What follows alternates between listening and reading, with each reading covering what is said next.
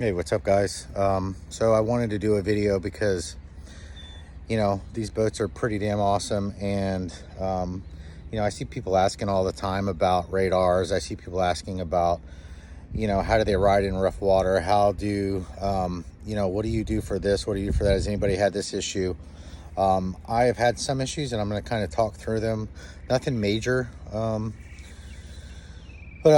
I'm going to turn this camera around and I'm going to show you guys what I've done so far with the boat, and kind of, where I'm at today. I've kicked around the idea of selling this boat,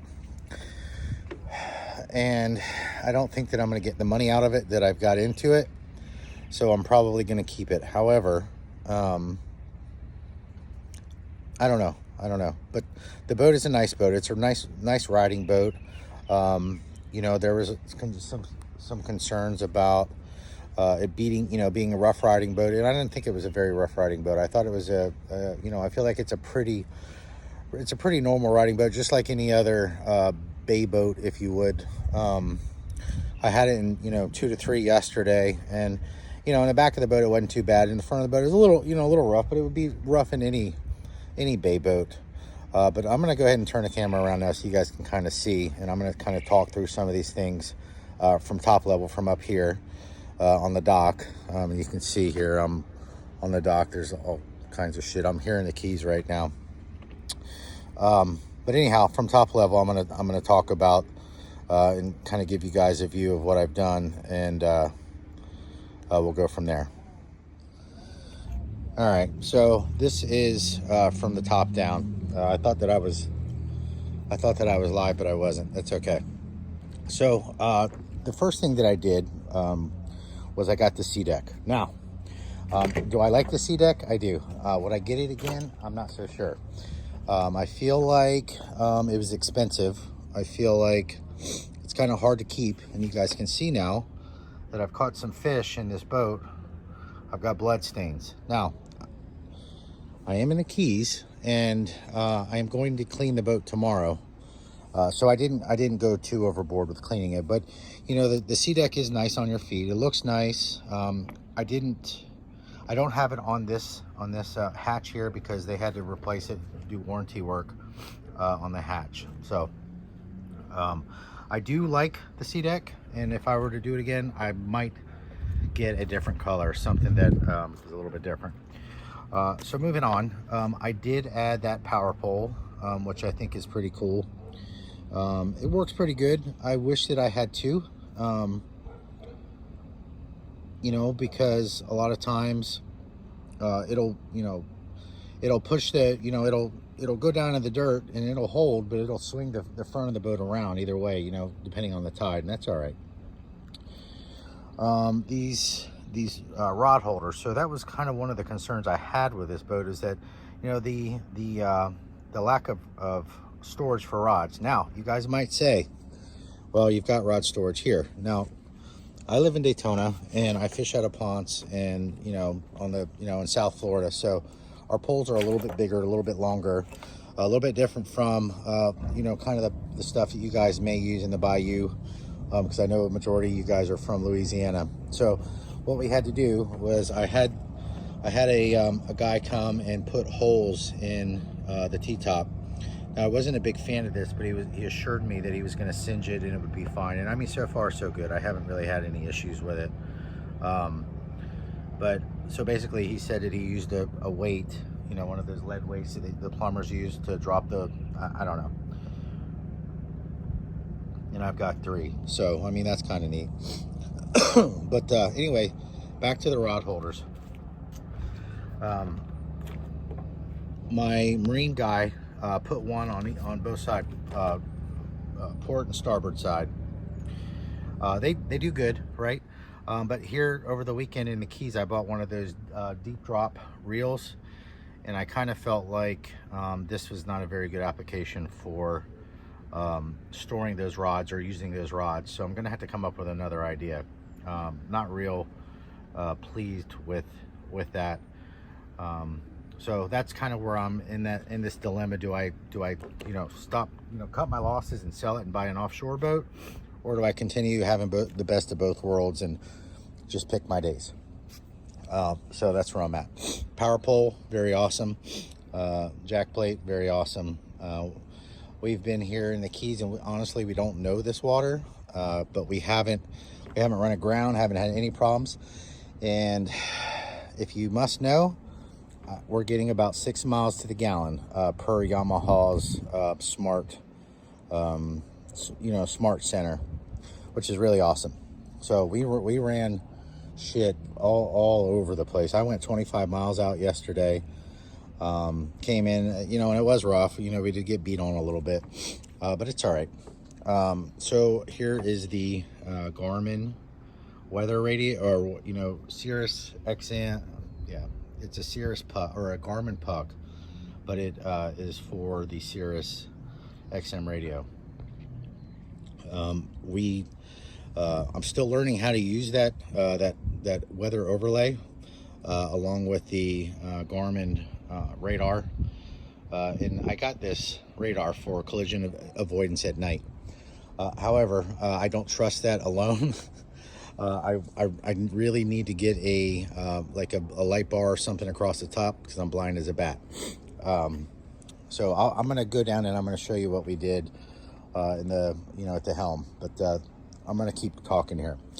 The only other concern, or one of the other concerns I've had, was these things here. I feel like, I understand on every boat that you're going to have, fit and finish issues, and that's fine, but these keep coming undone, these railing things. And I mean, I haven't really sat anything in there. I mean, there's been a little bit of vibration, but and we've only thrown some light spin rods in either side of these, and they're both kind of have come out and gone back in. But that's one thing that's kind of aggravating.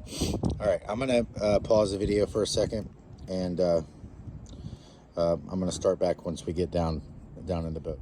Okay, so this is the I believe it's the 12 something SXV Garmin GPS map. I had this whole dash redone, and you can see here that it kind of looks like it should have been here, and I had my marine electronics guy get rid of those analog what do they call them, gauges, and put in this Yamaha gauge, which I'm still learning how to use it, but I think it's pretty neat. He removed the what do they call it, the cubby hole, and for whatever reason the dealer had put this ICOM radio inside that cubby hole, and it was hard as hell to get to. So I'm kind of glad that that's gone. There's my power pole remote, and the Bennett trim tabs controls are up on top now instead of being down below, which I really wasn't sure why they were there. But what this is going to be is the lithium battery that runs the trolling motor. This is going to be a good way for me to see how much, see if I need to charge the batteries or how much battery I used in a day. And I don't really need to have eyes on it, like if I were, driving in, rough, in rough seas or whatever, and having to use the trim tabs and take my eyes off of the view in front of me. So anyway, something else that's really cool about the Garmin is if I go to home, I did get the let's see, so the media. So basically this is like having the Apple CarPlay on your boat. So what I do is I can stream Spotify from my phone with, when I get all the album artwork. Not that that's important to anybody, but a lot of people like it. So you can do that, and you can choose the different sources here. So you can choose whether you want to listen to satellite radio. You can choose whether you want to listen to your Bluetooth. You can choose whether you want to listen to, just regular FM radio, which is pretty neat. So also you can choose the zones. So the towers would be up here, right? And then the console would be on the side there, and then you can control them all. So very neat there. And then the other thing that I got, which I wanted to show you guys, was Lumishore. We're gonna come back to that. Check this out. So this is the Yamaha gauge, and it tells how much gas, how fast, how much battery. You can change this all around too. It's really awesome. I know you guys are going to come at me with bunches of questions, and I'll do my best to ask and get those answers for you. But I know this has something to do. It pulls from the Yamaha gauge and throws it into this Garmin. So that's all I know. I'll try to get your questions answered. So if I go back, what I really wanted to show you was these the Lumishore system that I got installed on this boat. Now, I live in an area where there's a majority of the water is brackish. So I know that basically lighting up the water is going to look like chocolate milk most of the time because it's dark, and it's brackish. It's a little brown, it's a little clear, depending on the wind and the weather. But I wanted it, and I didn't really give a shit. It was expensive too. It was like, I think this system was like $3,500. But with this, I can choose which colors I want on the boat off the back, and what they are is surface mounted lights, they're all controlled from here, from the GPS. And basically what this is it's kind of like, this Garmin is kind of like a control center for the electronics on your boat. Now, if we go back to the beginning of my video, you guys can see that I have got some money into this, and it would be kind of tough to walk away or to, so I'm trying to figure out, should I keep it? Should I sell it? If I sell it, I'm not gonna, I don't have to sell it. I could possibly, I don't know. I'm probably gonna keep it and just buy another boat. Anyway, an old boat, and then maybe I'll redo it or something, a boat that I can take offshore, and I'll show you why. So if we're looking at these mounts here, which no doubt they're awesome. I've never seen anybody else that has them on our Avid page. Maybe I'm wrong, but these are they're good, they're solid. I had a deep drop rig in there, a Daiwa. I don't know, it's the new Daiwa 1000 something. I bought 2 of them here in the Keys to drop down 700 feet. And basically what it is it's an electric reel. You plug it onto a 12-volt battery, and I know it sounds like cheating, and it kind of is, but it's kind of cool. I had to have it, so I bought 2. And you basically drop down like a chicken rig. It's got 5 hooks, about 13 pounds of weight, and it goes down 500 feet. So once it gets to the bottom, you leave it there and you let it come up and go down, and you should be pulling up fish. We didn't, and I think that we were on bad numbers or what have you. So anyway, with that, I just want to show you a couple more things. You can see the engine gauges here, RPMs, GPS speed, gas, oil, things of that nature. Let's see, the media, I talked about that. Fuel, you can see. I got, let me see if I can, it's not going to change. I got 6 miles per gallon today with this boat, which is pretty damn amazing. Like I said, I drove 25 miles offshore, and I came back, and we still had a little over a quarter of a tank yesterday. So, and we ran around, so. So that's it. I think I'm going to close out this video. I know there's more shit that I've got here. Oh, well, if you look here, my electronics guy, what we're looking for is a 20-inch or less, or it's got to be 20 inches or less electronics box. It'll fit up here. The standard pretty much is 22, 23.